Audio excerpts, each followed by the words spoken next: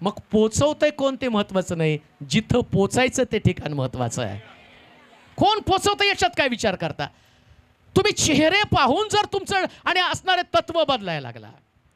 कधी कधी आम्ही म्हणतो नाही आमचे पालक हँडसम नाहीत, आमचे पालक स्टायलिस्ट नाही. अरे तुला ते हिरो बनवायला नाही, बिलिव्हर्स बनवायला निघालेले आहेत, विश्वासणारा बनवायला निघालेले आहेत. आणि विश्वासणारा बनवत असताना त्यांची स्टाईल किंवा त्यांची पद्धत बघू नको. देवाचं वचन जे तुझ्याशी बोलणार आहे याच्याद्वारे तू रिपेअर होणार या गोष्टीकडे लक्ष लाव.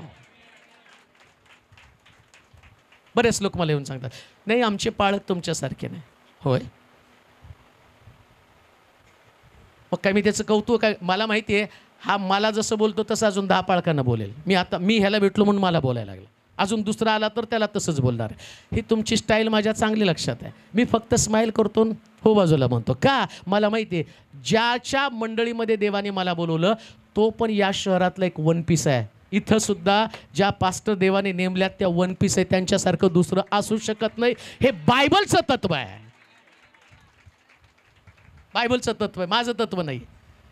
आणि मी सुद्धा वन पीस आहे, दुसरा पीसच मिळणार नाही. किती पण बघायला गेला ना म्हटलं ना अहो अजून एखादा तेलोरी पाळक पाठवा, तो म्हणाल तेलोरी नाही, दुसरा कोणतरी म्हणलं पण तेलोरी नाही मिळणार, वन पीस आहे. आणि तुम्ही सुद्धा तुमच्या मंडळीतले वन पीस आहात, वन पीस बरं का. आणि जर सेम सेम बसले ना एकमेकाची मतं पटायला लागली, हा खुसफुस ती खुसफुस खुसफुस, हे डिफेक्टिव्ह पीस आहेत, टाकून दिलेले. ते सेम सेम असतात नाही का, फाटलेल्या साड्या.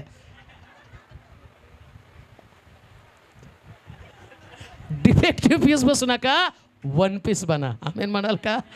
जरा जोरात आमेन म्हणावं, मलाही बरं वाटतं. मला वाटतं चेंबूर पेटलंय मग आमेन म्हटल्यावर. हालेलुया, जोरात म्हणा हो, पुढच्या वेळेस येईल असं म्हणा. काय म्हटलं या ठिकाणामध्ये? माघारी जायला निघाली ती. माघारी जाण्याचा विचार करू नका. माघारी जाणं तुम्हाला आरपा बनवतं, पण टिकून राहणं तुम्हाला रूत बनवतं. प्रिया, रूत का आरपा? रूत बनायचं तर टिकून राहावं लागणार आहे, 100% टिकून राहावं लागणार. कुठं जिथं आहे तिथं टिकून राहा. मी परत कधी आलो तर विचारलं पाहिजे, विचारल्यावर अरे बाप रे आहेत का ब्रदर इथं? नाहीतर मी आज या मंडईत इकडं, दुसऱ्या वर्षाला इकडं. कोण फिरतं माहिती का असं? पेरूवाले आणि बेळवाले. ट्रेनमध्ये एका डब्यात दिसलं की याही डब्यात, त्याही डब्यात, त्याही डब्यात, त्याही डब्यात. आम्ही ट्रेनमध्ये फेरीवाले नाही, आम्ही गाडीत बसून प्रवास करणारे लोक आहोत. आम्हाला उद्देश माहिती, आम्हाला कुठं पोचायचं आहे. परफेक्ट ठिकाणी पोचा, जिथं ख्रिस्त आहे तिथं तुम्हाला पोचता आलं पाहिजे. म्हणून असं म्हटलं तिनं. आणि त्या ठिकाणामध्ये ती काय विचार करते, वाचूया ते वचन. हां, तुझ्या लोकांकडे येणार. हां, त्या तिला म्हणू लागल्या, हां, नाही नाही नाही नाही, आम्ही आम्ही आम्ही तुम्हाबरोबर आम्ही तुम्हाबरोबर तुमच्या लोकांकडे येणार. तुमच्या लोकांकडे येणार. मला वाटते थांबावं का? हां, नाही नाही, अजून एक होणार आहे भाग, तुम्ही नका काळजी घेऊ. मी तुम्हाला काय एवढंच सोडतोय का? आणि मी त्याच्यासाठी आलो का सोलापूरहून तुम्हाला 8:15ला घरी सोडायला. आणि हां हां, एक ब्रेक घ्यायचा आहे, एक ब्रेक घ्यायचा आहे म्हणून सोडायला लागलो तुम्हाला. मला बोलवायचं तर 4 तास ऐकायची कॅपॅसिटी ठेवा आणि मगच बोलवा. हा, एक ब्रेक घेणार आहोत आणि मग त्यानंतर, कारण मला अजून खूप इंटरेस्टिंग आहे बरं का. याच्यानंतर जे इतकं सुंदर असेल तर ते पण तुम्हाला ऐकायचं आहे. आपण एक ब्रेक घेऊया, आपण दान दशमांश घेऊया आणि त्याच्यानंतर मग पास्टरांना माईक देऊया आणि पास्टरांना जेवढं बोलायचं तेवढं बोलू द्या. ज्यांना ऐकायचं ते थांबतील, ज्यांना उशीर होईल ते जातील. करूया असं? अमॅन अमॅन. आपण दान दशमांश घेऊया. Worship team. Jesus, thank you God, thank you father. ज्ञान त्यांच्याकडं नाही. कोणताच आशीर्वाद परमेश्वर त्याचं वचन पाळल्याशिवाय देत नाही. कोणताच आशीर्वाद. जेव्हा एखादा आशीर्वाद प्रभूला, मंडळीला किंवा एखाद्या व्यक्तीला द्यायचा असतो, त्या आशीर्वादाची तुलना प्रभू त्या व्यक्तीचं वचन पाळण्याशी करत असतो. जसं अब्राहमाला देवानं इसाकाचा आशीर्वाद देताना त्याला सांगितलं तुला आकाशातल्या ताऱ्यांची गणती करावी लागेल. म्हणजे त्यांनी पाहिलं की हा व्यक्ती खरंच आकाशातल्या ताऱ्यांची गणती करेल का, हा करत आहे का. म्हणजे जेव्हा प्रभू त्याचं वचन पाठवतो तर तुम्ही त्या वचनाची पूर्तता करता का नाही याच्यावरती तुमचे आशीर्वाद अवलंबून आहेत. म्हणून जेव्हा आम्ही वचन ऐकतो, वचन ऐकत असताना ते ऐकल्यानं तुम्ही नाही आशीर्वादित होणार. वचन ऐकून ज्यावेळेस तुम्ही पाळता, त्याच्यासाठी तुम्ही श्रम करता, तेव्हा तुम्ही आशीर्वादित होता. आणि म्हणून येशू ख्रिस्तानं या पृथ्वी तलावर असताना वचन शिकवण्याचं काम केलं. चमत्कार तर त्याने केले, परंतु शिष्यांना घेऊन तो अनेक दाखल्यांमधनं बोलत होता. आणि मग प्रश्न पडला, शिष्याने विचारलं की तुम्ही दाखल्यांनी आमच्याशी का बोलता. तो म्हटला काही गुपितं, काही रहस्य जगाला प्रगट होऊ नये, ती तुम्हाला प्रगट व्हावी म्हणून मी तुमच्याशी दाखल्याने बोलत आहे. म्हणजे त्याला वाटतं तुम्ही शिकावं. मग कशासाठी शिकायचं आहे. मुळामध्ये हे बायबल प्रभूनं आम्हाला जे दिलं आहे ते आमच्या घरामध्ये ठेवण्यासाठी नाही दिलेलं, आणि मला उपदेश करण्यासाठी तर ते मुळीच दिलेलं नाही. जे उपदेश मी तुमच्यासमोर मांडत आहे, हा उपदेश देवाच्या वचनातनं आहे, नक्कीच आहे, परंतु मला उपदेश करण्यासाठी पण हे बायबल दिलं नाही. हे मी जगावं, ही माझी जीवन पद्धती असावी, याप्रमाणे मी अनुसरण करावं, आणि जसा ख्रिस्त आहे तसं आम्ही बनावं. म्हणून येशू म्हटलं नाही का, तुम्ही माझ्यामध्ये, माझी वचनं, म्हणजे माझ्यामध्ये येशू आहे तर माझ्यामध्ये वचन आहे. मी गळ्यामध्ये क्रॉस घातला म्हणजे माझ्यामध्ये येशू नाही आहे. मला असं वाटेल कदाचित माझ्या हातामध्ये बायबल आहे म्हणजे माझ्यामध्ये येशू आहे. हातातलं बायबल तुम्हाला येशू असल्याचा पुरावा देत नाही, गळ्यातला क्रॉस तुम्हाला येशू असल्याचा पुरावा देत नाही, पण तुम्ही तंतोतंत वचनावरती चालता. कठीण आहे, आणि कठीण आहे म्हणूनच बायबल सांगतं बोलावलेले पुष्कळ आणि कठीण आहे. म्हणून सगळ्यालाच बोलवलं असतं, सगळेच गेले असते स्वर्गामध्ये, पण ते कठीण आहे त्याला माहिती आहे ना. आणि मग त्याने म्हटलं पुष्कळ जण आतमध्ये जाण्याचा नेटानं प्रयत्न करतील, पण त्यांच्याच्यानं जावणार नाही. का नाही जावणार माहिती का, लोकांना ऐकायला खूप आवडतं, पण जेव्हा वचन पाळण्याचा समय येतो ना, त्यावेळेस ते त्याच्यामध्ये टाळमटाळ करतात. पण आज आम्हाला देवाचं वचन पाळायचं प्रियानं, लक्षात ठेवा. आता नामी आणि रूथच्या बाबतीमध्ये रूत का बनली. अर्पा, ज्या अर्पाला शास्त्रामधनं, रूथच्या पुस्तकातनं मधूनच गायब केलं. पहिल्या वृत्तांतामध्ये मी पाहिलं तिने चुंबन घेतलं, ती रडली, आणि मग पुन्हा ती आपल्या नातेवाईकांकडे गेली. काही लोक मंदिरामध्ये विश्वासणारे या नात्यानं ते रडत रडत पुष्कळ गोष्टींचा त्याग करून आलेले असतात. पण एवढा त्याग करून रडून सुद्धा जर माघारी गेला तर जो बवाज मिळणार आहे ते प्रतिफळ तुम्ही मुकणार आहात. आमचं ध्येय, आमचा उद्देश हा बवाज असणार आहे. बवाज आम्हाला मिळाला पाहिजे. मग कसा बवाज मिळणार आहे, या बवाजाला मिळवण्याची पद्धत कोणती आहे. ज्या शास्त्रा इथं रूथच्या पुस्तकामध्ये सगळ्यात महत्त्वाच्या दोनच व्यक्तिरेखा आहेत, एक रूथ आणि दुसरा बवाज. का हो, मग नामीचं आणि बाकीच्या लोकांचं काय आहे, त्यांच्या बाबतीमध्ये काय पवित्र शास्त्रातला विचार आहे, काय महत्त्व आहे त्यांचं. जिच्या नावानं पुस्तक लिहिलं गेलं त्या रूथच्या बाबतीमध्ये जर बवाज नसता तर रूथ पण नसती. बवाज असल्यामुळं रूथला अस्तित्व आहे, आणि रूथला जर बवाज मिळवायचा आहे तर नामी जसं सांगती तसंच तिला करावं लागणार आहे. ऐका, नामीच्या भूमिका जरा गौण आहे. का नामी काय म्हणते माहिती का, ती म्हटली की आता काय माझं वय नाही की मी लग्न करेल, मग मला मुलगा होईल, आणि मग त्या मुलाचं लग्न मी तुमच्याशी लावून देईल. म्हणजे ती सांगती माझ्याकडं ती ताकद नाही. ऐका बरं का मी काय बोलत आहे, माझ्याकडे ती ताकद नाही की मी तुला तुझा पती देईल. कोणत्या चर्चकडं शिकवण्याची ती ताकद नाही की ते ख्रिस्त देतील. ख्रिस्त स्वतःच एक शिक्षण आहे प्रियानो, ख्रिस्त स्वतःच एक शिक्षण आहे. म्हणून चर्चमध्ये तुम्हाला तत्व दिसतील, वेगवेगळ्या प्रकारची तत्व दिसतील, आणि चर्च ती तत्व घेऊन जगत असतो. प्रत्येक चर्चला स्वतःची तत्व आहेत. पण ख्रिस्त स्वतः तत्व असणारा व्यक्ती आहे. त्यानं सांगितलं. मग रात्री निकोदेमस नावाचा धर्मपंडित तो येशूकडे येऊन विचारतो, स्वर्ग राज्य मला मिळावं म्हणून मी काय केलं पाहिजे. म्हणजे सांगण्याचं तात्पर्य, तत्वामध्ये राहणाऱ्या व्यक्तीला सुद्धा स्वर्ग राज्य माहीत नाही. का? कारण त्याला माहिती आहे स्वर्ग राज्य मला फक्त येशूच देणार आहे, येशूच देणार आहे. म्हणून डोक्यामध्ये सतत फक्त येशू असला पाहिजे. म्हणजे आम्ही काय म्हणते, मी नाही तुम्हाला देऊ शकत बाबाज, किंवा तुला पती मी देऊ शकत, मग पती देण्यासाठी तुला श्रम करा. आता त्याच्यात थोडंसं पाहणार आहोत. मला ती वचनं अर्धवट सोडून पुढे जावं लागणार आहे, कारण त्याच्यामध्ये जर मी अडकलो तर तुम्हाला मला वाटतं जास्तीत जास्त 13 वचनापर्यंतच मी अडकून पडेल. आणि मग मला जे तुम्हाला सांगायचं आहे ते मला सांगता येणार नाही. आणि तुम्हाला माहिती, काल मी सांगितलं तर मला रात्री मला झोप येत नाही. अरे बापरे, ते सांगायचं राहून गेलं. मग मला तर माझी झोप घ्यावी लागेल चांगली. मग तुम्हाला चांगलं सांगून जायला पाहिजे. रूथच्या पुस्तकाच्या 2ऱ्या अध्यायामध्ये आम्ही जाणार आहोत. रूथच्या पुस्तकामध्ये 2रा अध्याय आणि त्याचं 1 वचन 1 पासून. नामीच्या नवऱ्याच्या एक नातेवाईक होता. तो अलीमलेक याच्या कुळातला असून मोठा श्रीमान माणूस होता. त्याचं नाव बवाज असे होतं. मवाबी रूथ नामीस म्हणाली, मला शेतात जाऊ द्या. म्हणजे कोणाची माझ्यावर कृपादृष्टी झाल्यास त्याच्या मागून मी धान्याचा सर्वा वेचित जाईल. ती म्हणाली, मुली जा.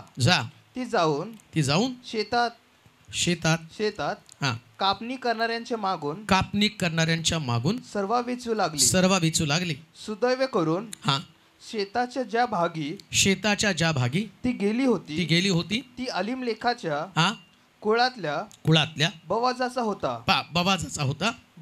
बवाज बेथलेम गावातून शेतात आला. तेव्हा तो कापणी करणाऱ्यास म्हणाला, परमेश्वर तुमच्या समागमे असो. आता जास्त वाचलं तर तेवढं मला सांगता येणार नाही, पण त्यातल्या काही महत्वाच्या गोष्टी मी तुम्हाला सांगणार आहे. अलीमलेक, बवाज आणि त्याचप्रमाणे तो जिथून आला ते ठिकाण, आणि या गोष्टी आम्हाला काय सिद्ध करून दाखवत आहे. इथं असं म्हटलं, नामी म्हणती मला लग्न करून लेकरं प्रजनन करणं आणि ते माझं वय नाही, मी तुम्हाला नाही देऊ शकत नवरा. मग असं म्हटल्याबरोबर आम्ही पाहतो अर्पा निघून गेली. का? कारण अर्पाला जी गोष्ट पाहिजे ती गोष्ट सासूकडून मिळत नाही. आज कित्येक लोकांचे स्वभाव तसेच आहे. ज्या गोष्टी त्यांना मिळाल्या नाही पाहिजे त्या मिळाल्या नाही, अर्पासारख्या निघून जातात आणि लोप पावतात. अस्तित्व संपतं, आत्मिक जीवन संपलं जातं, ओळख होत नाही कुणाची, बवाजाची. जो बवाज, त्या संबंधानं म्हटलं नामीच्या नवऱ्याच्या कुळातला व्यक्ती आहे. मग नामीच्या नवऱ्याचं नाव जर तुम्ही बघितलं तर त्या नावात काय नाव आहे नामीच्या नवऱ्याचं? अलीमलेक. वाचा बरं. नामीच्या नवऱ्याचा एक नातेवाईक होता. तो अलीमलेक याच्या कुळातला असून अलीमलेखाच्या कुळातला. अलीमलेखाचं कुळाचं काय संबंध आहे? ज्या संबंधाशी नामी आपल्या रूटचा संबंध जोडणार आहे आणि ज्याचा संबंध तुमच्याही आत्मिक जीवनाशी जोडला जाणार आहे. बवाज आणि अलीमलेक यांचं काय नातं आहे आणि त्याचा उल्लेख आमच्या आत्मिक जीवनाशी त्याचं काय नातं आहे, हे सगळ्या गोष्टींची चर्चा आम्हाला करणं गरजेचं आहे. काय संबंध आहे तिथं? आता अलीमलेक कोण गप्पा मारत असेल तर मारू नका. आवाज येतोय मागे, अजिबात गप्पा मारू नका. बायबल सांगतं अलीमलेक या शब्दाचा जो अर्थ आहे, अलीमलेक या शब्दाचा अर्थ आहे देव राजा आहे. कोण राजा आहे? आणि येशू ख्रिस्त देवाचा पुत्र आहे. आता बवाजाच्या कुळात अलीमलेखाच्या कुळातला बवाज, अलीमलेक म्हणजे देव राजा आहे. तसं आमचा यहोवा देव हा राजा आहे आणि येशू ख्रिस्त त्याच्या कुळातला म्हणजे त्याचा पुत्र आहे. म्हणजे कसं मंडळीची सांगड घातली, रूटची जोडणी कोणाबरोबर? बवाजाबरोबर. कारण बवाज कोण आहे? बवाज जो आहे तो प्रभू येशू ख्रिस्ताचं दर्शक आहे. आणि बघा वैशिष्ट्य, त्याला पुरू कसं करतं बायबल. या बवाजा संबंधानं जर खाली तुम्ही वाचलं, त्याच्या खाली वाच बरं थोडंसं, कुठून आला तो. बघा बरं. अच्छा, बवाज ऋतेस म्हणाला, नाही कुठून आला हो? बेथलेम गावातून. आणि येशू कुठून आला? आणि बवाच कुठून आला? म्हणजे बवाच कोण आहे? येशू. येशू बेथलेमातनं आला, बवाच पण बेथलेमातनं आला. येशू कोण आहे? तो म्हणतो मी राजांचा राजा, प्रभूंचा प्रभू, आणि माझा बाप स्वर्गामध्ये आहे. देव राजा आहे. राजाच्या कुळातनं असणारा बवाज, याच्याशी तुमची जोडणी व्हायला पाहिजे. तर त्याच्यासाठी नामी सांगती ती ओळख तुम्हाला जाणून घ्यायला पाहिजे. ओळख व्हायला पाहिजे ना. कुणाची ओळख व्हायला पाहिजे? इथं असं म्हटलं, नामीच्या नवऱ्याचा नातेवाईक अलीमलेक याच्या कुळातला असून तो श्रीमान माणूस होता. ऐका, जेंटलमन, इंग्लिशमध्ये त्याला जेंटलमन म्हटलेलं आहे. श्रीमान आम्हाला कळत नाही, आम्ही श्रीमान श्रीमती म्हणतो, पण इंग्लिशमधला शब्द जेंटलमन. He was gentleman. तो एक श्रीमान मनुष्य होता. लक्षात ठेवा, जेंटलमॅन तुम्हाला कुठं सापडणार नाही, फक्त ख्रिस्त जेंटलमन आहे. सभ्य गृहस्थ, ज्याच्यामध्ये कुठले दोष नाही, ज्याच्यामध्ये कुठल्या चुका नाहीत, ज्याच्यामध्ये दोष शोधण्याचा जगामध्ये हजारो वर्ष प्रयत्न करण्यात आला. क्रूसावरती आणि जाण्याच्या अगोदर सुद्धा असं सांगितलं, शास्त्री आणि पुरुषांनी सुद्धा त्याच्यामधला दोष शोधण्याचा प्रयत्न केला, पण त्याच्यामध्ये दोष सापडला नाही. आणि इतका निर्दोष होता, प्रत्येक वेळेस त्याला शब्दामध्ये पकडण्याचा प्रयत्न केला लोकांनी, पण एकदा सुद्धा त्याच्यामध्ये दोष सापडला नाही. शास्त्र सांगतं, क्रूसावर देण्याच्या अगोदर एका रात्रीमध्ये 4 कोर्टामध्ये त्याच्यावर खटला चालवला, आणि प्रत्येक जण, आणि पिलात सुद्धा म्हणतो, याच्या ठाई मला कोणता दोष आढळत नाही, याच्या ठाई कोणता दोष आढळत नाही. त्यास लोक म्हटले, याचा दोष आमच्यावरती, आमच्या मुलाबाळांवरती टाका. लक्षात ठेवा, आमच्या ख्रिस्तामध्ये एक सुद्धा दोष नाही. इतका निर्दोष देव तुम्हाला जगामध्ये कोणता सापडणार नाही. आणि म्हणून तो निर्दोष असल्या कारणानं त्याच्या बोलण्यामध्ये ताकद आहे. तो जर आम्हाला निर्दोष ठरवतो, तर जगामध्ये आम्हाला दोषी ठरवणारं कोण आहे? फक्त त्यालाच तो अधिकार आहे. म्हणून ते विचारत होते नाही का, येशू म्हणतो, जा तुझ्या पापांची क्षमा झाली. त्यावेळेस लोक काय म्हणतात, हा दुर्भाषण करतो का? तर तो म्हटला पापांची क्षमा. कोण पापांची क्षमा करू शकतो? ऐका बरं का, इतकं सुंदर आहे ना बायबल. एक व्यभिचार करणारी स्त्री, तिला पकडलं आणि येशू समोर घेऊन आले. आणि मग पहाटेच्या समयी बरं का, कधी लोक सकाळी पहाटे प्रार्थनेला जातात, आणि हे कशाला गेले? कोण व्यभिचार करतं ते शोधायला गेले. धार्मिक लोकांचं पण वैशिष्ट्य आहे बघा, प्रार्थना करायचं सोडून एकमेकाचे दोष शोधायला जातात. जे एकमेकाचे दोष शोधायला जातात त्यांच्यासाठी ख्रिस्त काय म्हणतो ते तुम्हाला सांगतो. भल्या पहाटे येशू सभास्थानामध्ये शिक्षण देत आहे, लोक गर्दी करून बसलेले आहेत, आणि याने ओढत ओढत एका बाईला घेऊन आले. आणि नुसते आले नाहीत, येता येतात दगडं पण घेऊन आले. सापडेल त्यांनी दगडं, कारण बायबलमध्ये दिलं होतं, जर कोणी व्यभिचार करताना सापडलं तर त्याला दगडानं ठेचून मारायचं. मग अगदी शास्त्र पाळणारे लोक कशासाठी? व्यभिचार करताना सापडली, आता दगड मारलाच पाहिजे का, तर आम्ही वचन पाळणारे लोक आहोत. आले येशूकडे घेऊन. मग येशू समोर बायबल, येशू आम्हाला व्यभिचार करताना सापडली, आता शास्त्रात असं लिहिलं की दगडानं ठेचून मारावं, तुझं मत काय आहे? येशूनं एकदम सोपं उत्तर दिलं, बरोबर आहे, मारायला पाहिजे. पण कोणी मारायला पाहिजे? ज्याने अजूनपर्यंत रगील दोडके तसेच थांबले. आम्ही पाप केलंच नाही, तोंडला मारा ना दगड तुम्ही. ज्यांनी पाप केलं नाही त्यांनी मारा. डेअरिंग कुठे मारायचं, पण थांबायचं ना, कारण त्यांना असं वाटलं कोण पाहतंय आमचं पाप. इकडं येशूने जमिनीवर लिहायला सुरुवात केली. मिस्टर मनोज तेलोरे, तुम्ही केलेलं पाप डॅश डॅश. मी कशाला माझं पाप सांगू, त्याला माहिती आहे. तुम्ही एवढे हुशार आहेत, माझं पाप तुम्हाला कळलं की तुम्ही ते पाप करायला मोकळे. बरं का, ऐका बरं का, येशू ख्रिस्तानं जमिनीवरती लिहिलेलं पाप, ज्याचं पाप त्याला दिसलं. दावीद पण म्हणतो माझं पाप, ते येशूनं माझं पाप तिथं लिहिलं, पण ते दुसऱ्याला दिसलं नाही. का माहिती का? जरी प्रभू आज तुमचं पाप जमिनीवरती लिहितो ना, तर पुसून पण टाकतो. का? फक्त तुम्हाला तुमच्या पापाची जाणीव व्हावी आणि तुम्ही दुसऱ्याला दोषी ठरवू नये. हे बायबल आहे बरं का. तुमचं पाप तुम्हाला दिसावं, पण तुम्ही सोडावं, पण तुम्ही दुसऱ्याला दोषी ठरवू, याच्यासाठी पाप दाखवतो. आणि इकडं या लोकांना त्यांचं पाप त्यांनी जमिनीवरती लिहायला सुरुवात केली. आणि शास्त्र काय सांगतं माहिती का? ज्याचं पाप जमिनीवरती लिहिलं त्या व्यक्तीने दगड टाकून निघून गेले. आता ती गोष्ट मी तुम्हाला सांगतो, किती तो जंटलमन आहे. हे सगळे लोक तिला मारायला निघाले, हा एवढा सभ्य होता, एवढा जंटलमन होता, त्याला तिला मारण्याचा अधिकार होता, त्याच्या ठाई पाप नव्हतं. पण तरी सुद्धा शास्त्र सांगतं, तो विचारतो, बाई तुला कोणी दगड मारला नाही का? ती म्हटली नाही. तो म्हटला, जा मीही तुला क्षमा करतो. हा इतका जंटलमन आहे. यानं तिला कुठल्या प्रकारची शिक्षा दिली नाही. म्हणून मी तुम्हाला सांगतो, त्याच्याशी संबंध जोडून तुम्ही जंटलमन बना. ख्रिस्ताशी संबंध जोडायचा आणि काय बनायचं? मेंटल मॅन बनू नका बरं का. जंटलमॅन मध्ये मेंटल मॅन मध्ये फरक आहे. आम्ही काय होतो माहिती का, हे दगड मारणारे सगळे मेंटल मॅन आहेत. कुणा पण चरित्रावरती, कुणाचं चरित्र सापडलं त्याचं चरित्र खराब करणं. कोणी तुम्हाला दुसऱ्याचं चरित्र खराब करण्याचा अधिकार दिलेला? ज्या ख्रिस्तानं व्यभिचार करणाऱ्या स्त्रीला क्षमा केली, तुम्ही दंड देणारे कोण आहे? कोण आहात तुम्ही? का तुम्ही सभ्य बनू शकत नाही? का तुम्ही दुसऱ्यावरती दोषारोप लावता?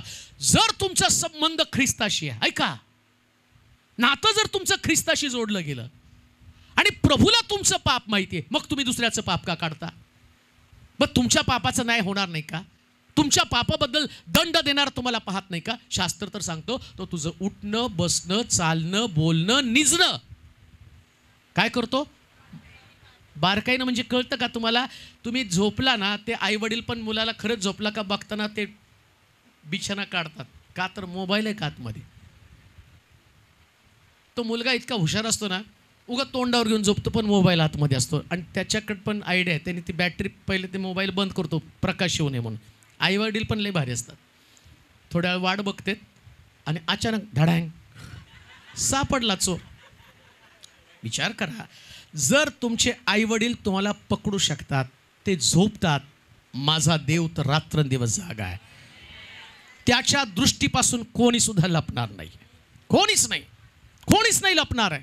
कोणतं पाप उघड होणार नाही असं होऊ शकत नाही. प्रत्येक पाप उघड केलं जाणार आहे. म्हणून दुसऱ्याचे दोष शोधण्याच्या अगोदर सभ्य बना, जंटलमन बना, आपलेच दोष शोधा आणि सरेंडर व्हा.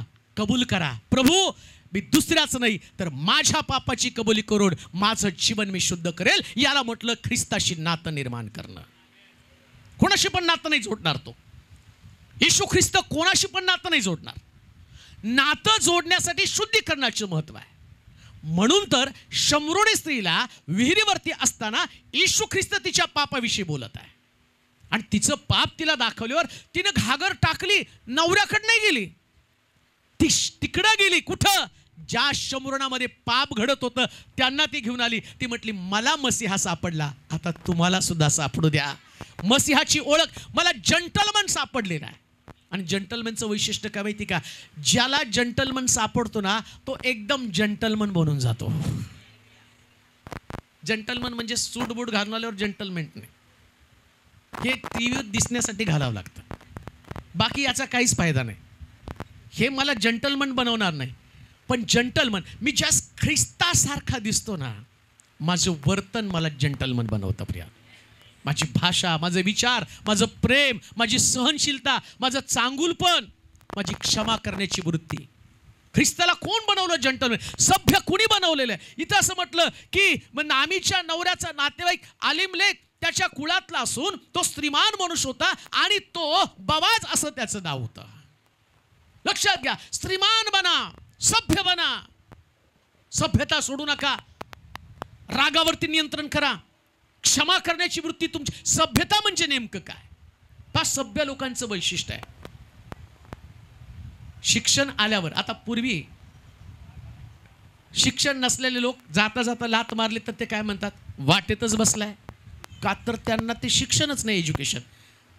आणि शिकले लोकांचं बघा, एक्सक्यूज मी, म्हणजे लात लागायच्या अगोदर अहो ते एवढे सॉफिस्टिकेटेड. ढेकर आली तरी एक्सक्यूज नाही का? ढेकर जरी आली, त्याला ठसका जरी आला तरी एक्सक्यूज. कारण तर ते सभ्य आहेत, सुसंस्कृत आहेत. आम्ही देखील सुसंस्कृत व्हावं. काय? कुणाला दुखावण्याच्या अगोदरच आम्ही स्वतःला सावरावं. याला सभ्य म्हटलेलं आहे. जगाचं तत्वज्ञान घेऊ नका. ख्रिस्ताचं तत्वज्ञान काय? वाईटानं जिंकला जाऊ नको, तर बऱ्यानं वाईटाला जिंक. असं केलं तर आपल्या शत्रूच्या डोक्यावर निखाऱ्याची रास करशील. ही सभ्यता आहे, ही सभ्यता आहे. कोणी बंडी मागितली तर सदरा दे, 1 मैल नेलं तर त्याच्यावर 2 मैल चालत जा. ही सभ्यता आहे प्रियांनो. त्याच्याशी संबंध जोडल्याबरोबर मनुष्य आपोआप तसं वर्तन करायला लागतो. अहो, ज्या दिवशी स्तेफनाचं ख्रिस्ताबरोबर सभ्यता जोडली गेली, ख्रिस्ताशी नातं जोडलं गेलं, परिणाम काय झाला माहिती का? आता स्तेफन या स्तेफनाला दगडमार करत आहे, पण तिकडं स्तेफन म्हणतो, हे प्रभू, हे पाप यांच्या माथी मोजू नकोस. काय सभ्यता आली? कुठून आली ही सभ्यता? ख्रिस्ताशी नातं जोडल्याबरोबर ख्रिस्तासारखे स्वभाव आमचे बदले जातात. आज जर आमचे स्वभाव बदलत नाहीत, याचं कारण आमच्यामध्ये अजून पण ख्रिस्त आलेला नाहीये. अजूनही आम्ही लोकांना दोषामध्ये पकडतो, आम्ही अजून सुद्धा कोणाला तर नाव ठेवण्याचं काम करतो. याचं कारण एकच आहे, अजून सभ्य बनलेलो नाही. सभ्य बना, नातं जोडा ख्रिस्ताशी. ख्रिस्ताशी ज्या दिवशी तुमचं नातं जोडलं ना, त्या दिवसापासून तुम्हाला लोक काय म्हणतात त्याची पर्वा नाही. माहिती का तुम्हाला सभ्यता काय आहे? इकडं शिमोनाच्या घरामध्ये प्रभू येशू ख्रिस्त जेवायला गेल्यावर त्या येशूला पाय धुण्यासाठी कोणी पाय दिले नव्हते, पाणी दिलं नव्हतं. आणि येशू तिथं गेल्यावर मरिया येते आणि त्याच्या अश्रूंनी त्याचे पाय धुतली. आणि त्या शास्त्री पुरुषी काय म्हणतात माहिती का? हा जर संदेष्टा असता ना, तर ही स्त्री कोण आहे, हात पायाला हात लावणार त्याला कळलं असतं. पण येशू त्या ठिकाणामध्ये आम्ही पाहतो की तो म्हणतो, हिनं जे केलेलं आहे, जिथं जिथं माझं नाव जाईल त्या त्या ठिकाणी तिचं नाव जोडलं जाईल. का? सभ्यता हीच आहे, नावाला पुसून एक नवीन नाव देणं, याला सभ्यता म्हटलेले आहे. लोकांच्या दृष्टिकोनातनं पापी, लक्षात ठेवा, लोकांना पापी ठरवू नका. पापी ठरवण्याचा अधिकार देवानं तुम्हाला कधीच दिला नाही. पापी ठरवण्याचा अधिकार फक्त येशूलाच आहे, कारण तो निर्दोष आहे. आणि तो सगळ्याला निर्दोष ठरवतो. देवानं जगावर एवढं प्रेम केलं की आपला एकुलता एक पुत्र, म्हणा बरं योहान 3:16, कोणावर प्रीती केली? कशासाठी? कोणाचा? तर कुणाला? वचन पूर्ण वाचा. हा, देवानं जगावर, हा, यासाठी की कोणाचा? मग कोणाचा म्हणजे सगळ्यांचाच ना. मग तुम्ही का नाश करायला निघाला? तुम्ही का ठरवायला निघाला, हा पापी, तो पापी, हा चुकीचा, तो चुकीचा? का? कोणतं कारण आहे? कशा पद्धतीने तुम्ही जजमेंट करत आहात? ती सभ्यता आहे का? कोणी दिला तुम्हाला अधिकार कोणाला नावं ठेवण्याचा? बरं लक्षात ठेवा, जे पाप तुम्ही म्हणता ना, तुमच्या दृष्टिकोनातनं ते पाप असेल, पण तुमचं छोटं जरी पाप असेल, शास्त्र सांगतो, कोणी आपल्या भावाला वेड्या म्हटलं, काय म्हटलं, तरी तो वरिष्ठ सभेस पात्र ठरेल.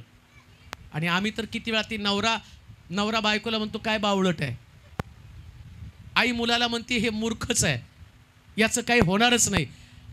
आणि तुम्ही एवढं सगळं मोठं पाप करता, जे देवाच्या दृष्टिकोनातनं कुणाला मूर्ख म्हटलं तर ते पाप आहे. तुम्ही म्हणता दारू अमकं तमकं, हा दारू पिणारा, दारुड्याला मी सांगतो तू स्वर्गात जाणारच नाही. आणि तू संसाराची चिंता करते, दारूबाजी सेम पाप आहे.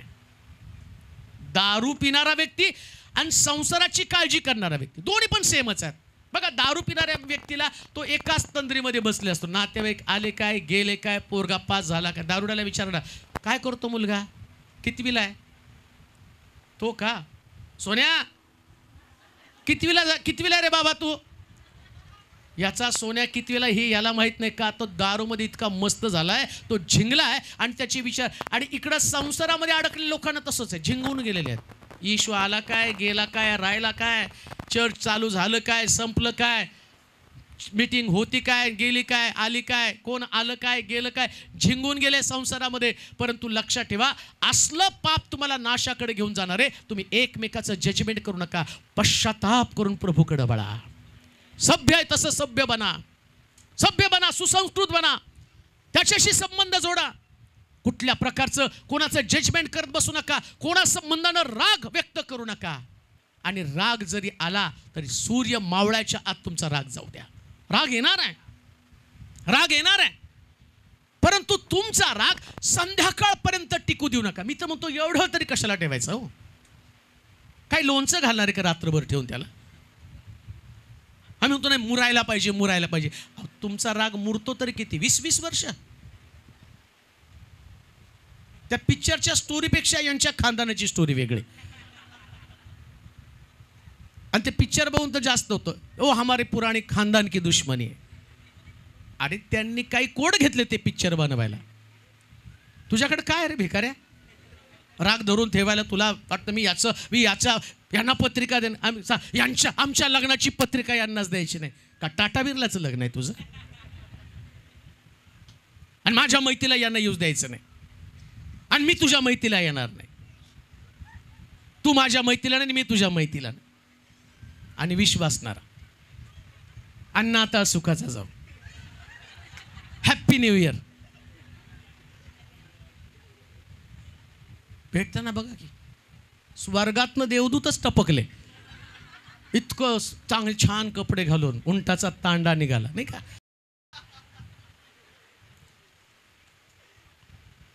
ऐका, काढून टाका या सगळ्या द्वेषाच्या भावना, काढून टाका. सभ्य ख्रिस्त तुमच्या बरोबर आहे, तुमच्यात ती सभ्यता असली पाहिजे.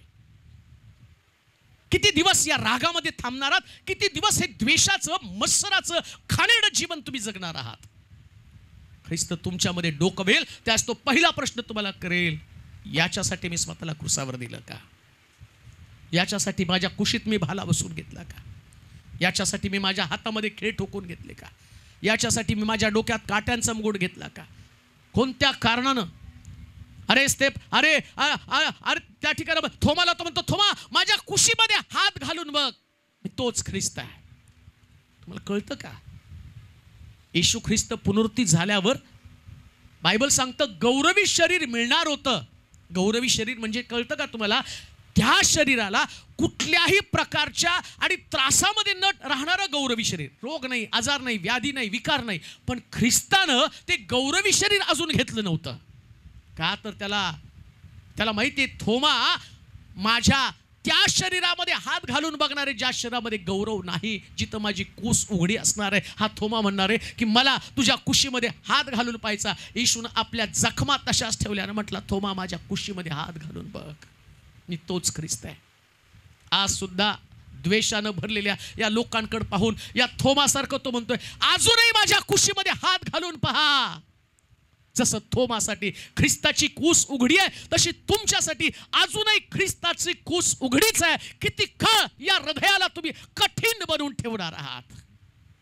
किती काळ मत्सराचं जीवन, खाणेरडं जीवन जे प्रभूला, अहो तुमचा प्रभू जंटलमन आहे, सभ्य आहे, आणि तुम्ही त्याचे अनुसरण करणारे, त्याचे अनुयायात, तुम्ही त्याची लोक आहात, तुम्ही त्याची पुत्र आहात, तुम्ही त्याच्या कन्या. तुम्हाला वाटत नाही तुम्ही त्याच्यासारखं दिसावं?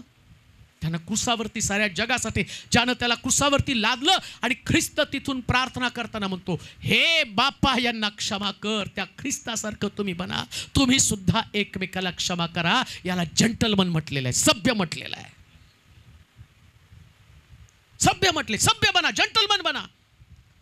शास्त्र सांगतं त्या सभ्य व्यक्तीशीचा संबंध जोडला गेला पाहिजे. आज वधू मंडळी रूत जी आहे, त्या रूतनं सभ्यतेशी संबंध जोडला पाहिजे. कोण रूत आहे?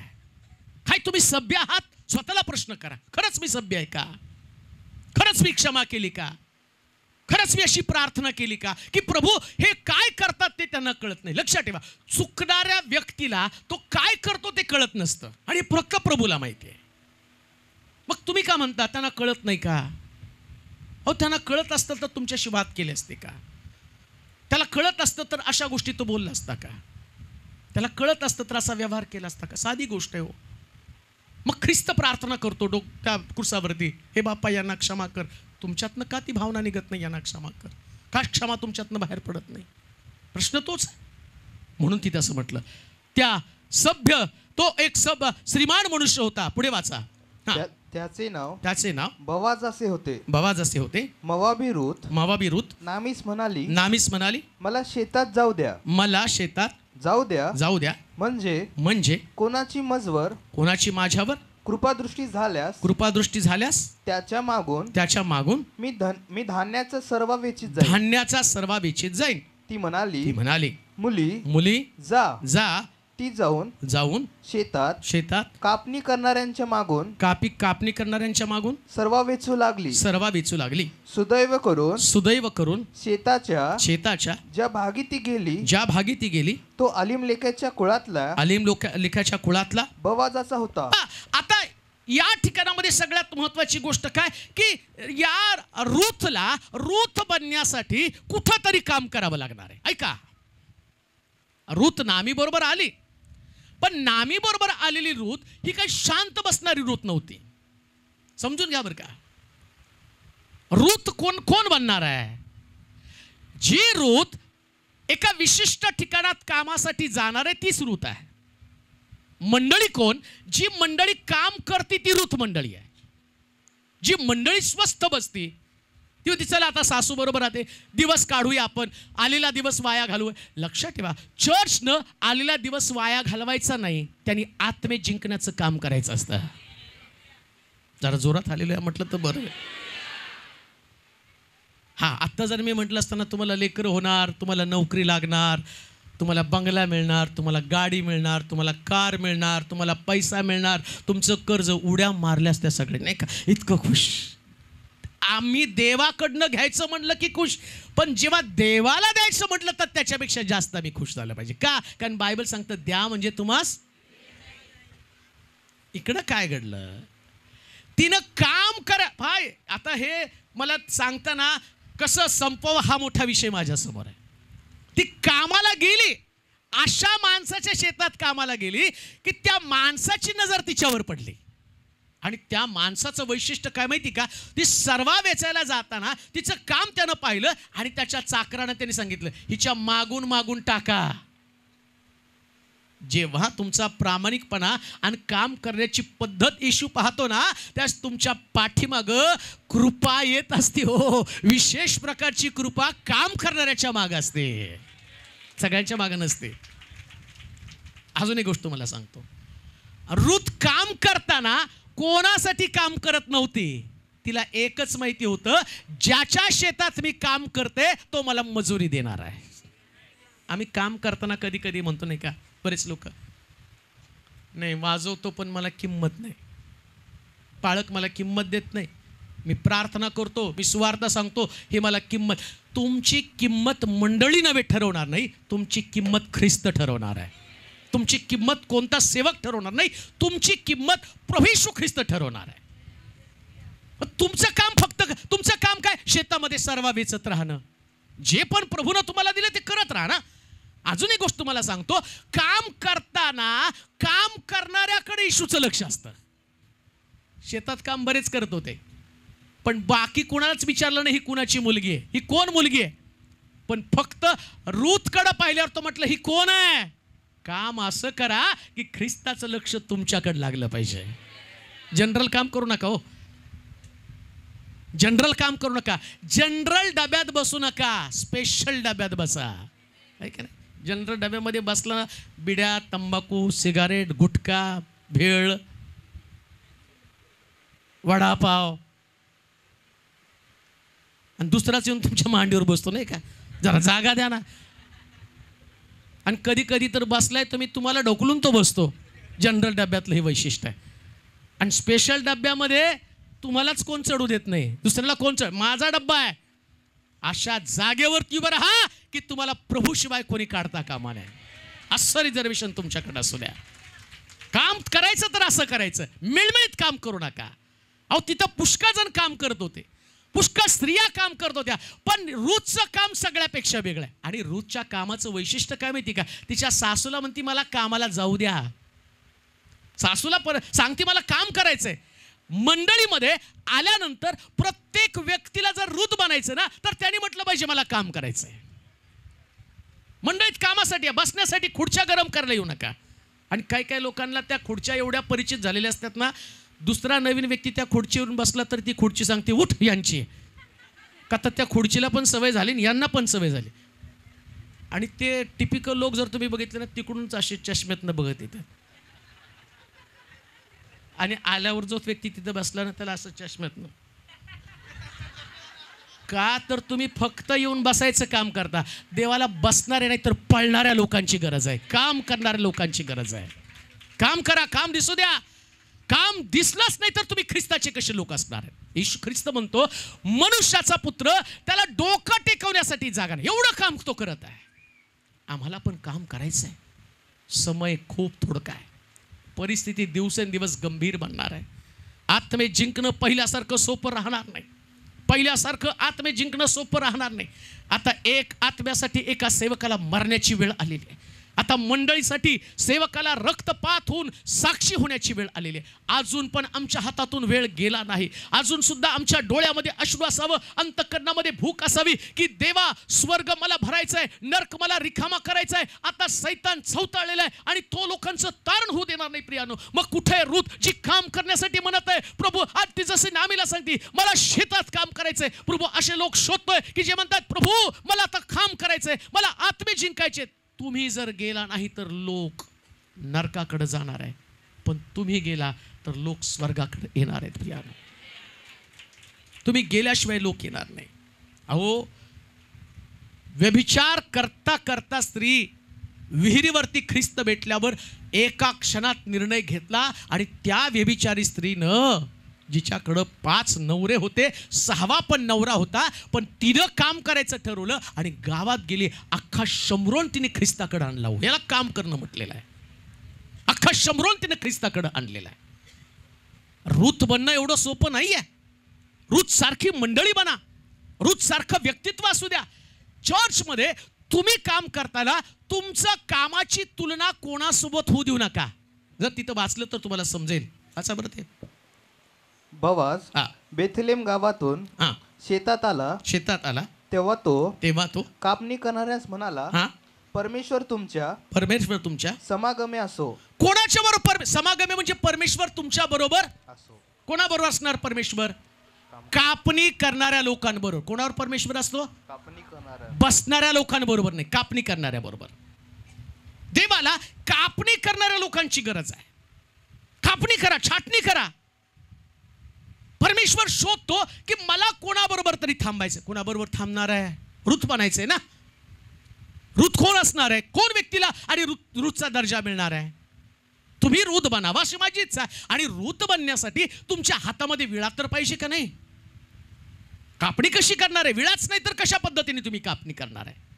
लक्षात घ्या, विळा देवाचं वचन आहे.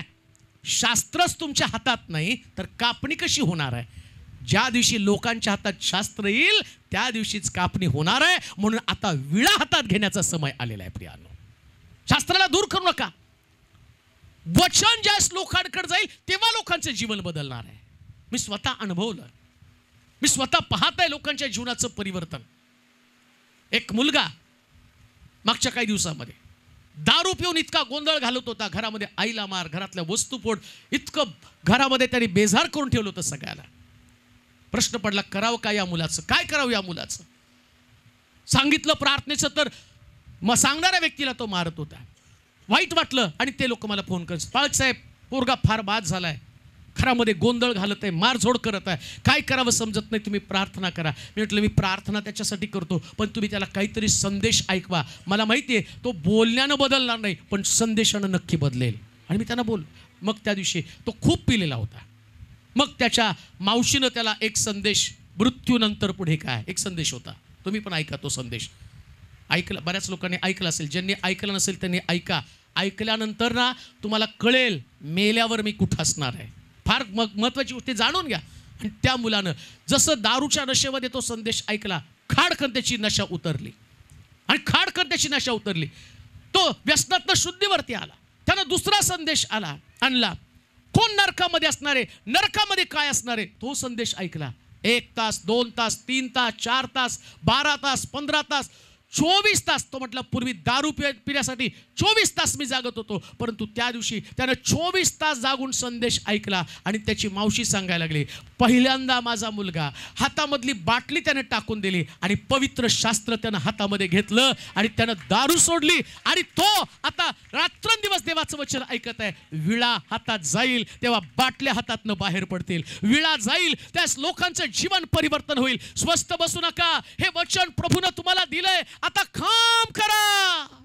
काम करण्याचा समय आलेला आहे, प्रभूचं वचन गाजवण्याचा समय आलेला आहे. जितकं वचन लोकांना सांगता येईल तेवढं सांगा, आत्मसात करता येईल तेवढं सांगा. शास्त्र सांगतं कंठरव कर, कसर करू नकोस, राष्ट्रास त्यांची पातकं विदित कर. का तर प्रभूच्या आगमनाचा समय जवळ आलेला आहे, तो केव्हा येईल सांगता येत नाही. देवाचे प्रिय लोक, तुम्ही नरक रिकामा करा, स्वर्ग भरा, स्वर्ग भरा, स्वर्ग भरून टाका. परमेश्वर काम करण्यास शोधत आहे. काय काम करी म्हणून रूथ सारखं तुम्ही म्हणत आहे का?